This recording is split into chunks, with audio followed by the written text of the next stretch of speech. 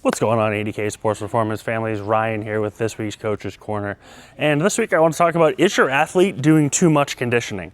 And in a lot of cases, I feel like that answer is yes, which is, I think, surprising to a lot of people, because a lot of times when I'm talking to athletes, to parents of athletes, and to coaches, they talk about how their athletes need more conditioning, and they need more conditioning, they need to work on their conditioning.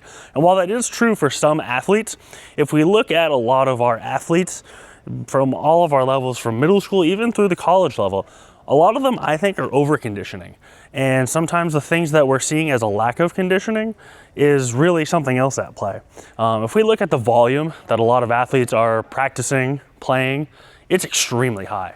And so they're getting most of their conditioning needs met through practices and games. And I think one of the best ways to condition for your sport is to practice and to play, because if you're doing things similar to your sport, that conditioning is very specific to your sport. And a lot of times I see athletes make the mistake of, as a baseball player, going and running 2 miles. And while being able to run 2 miles is an important thing for general health and as an athlete, you're never running for 2 consistent miles in baseball, never mind in soccer or lacrosse, because if you look at some of those sports where basketball, lacrosse, things like that, you might be covering 1 mile, 2 miles in the course of a game, but it's not just a straight 6-minute mile pace for that whole time.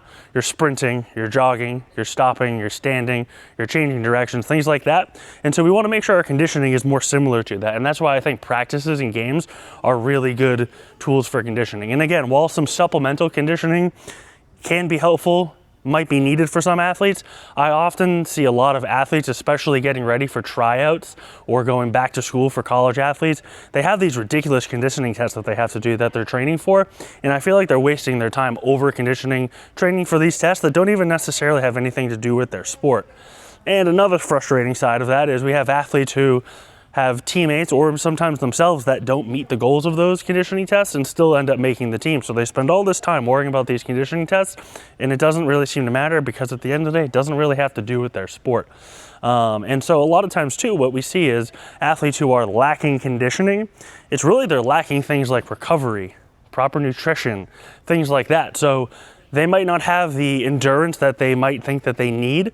And it's really, they have it, it's just they haven't eaten enough that day. They haven't slept enough the night before. They're not hydrated. And so their performance is suffering for reasons that they don't have enough conditioning or endurance.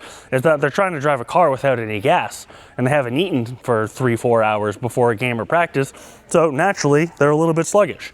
So I think when we're looking at conditioning for a lot of our athletes, a lot of people are missing the mark one way or another, whether it be over conditioning or they're under fueling and they're under prepared. And that's why it looks like they're not meeting their conditioning needs. If you have questions about conditioning for your athlete, feel free to reach out, and I'm happy to discuss in more depth how we can help your athlete.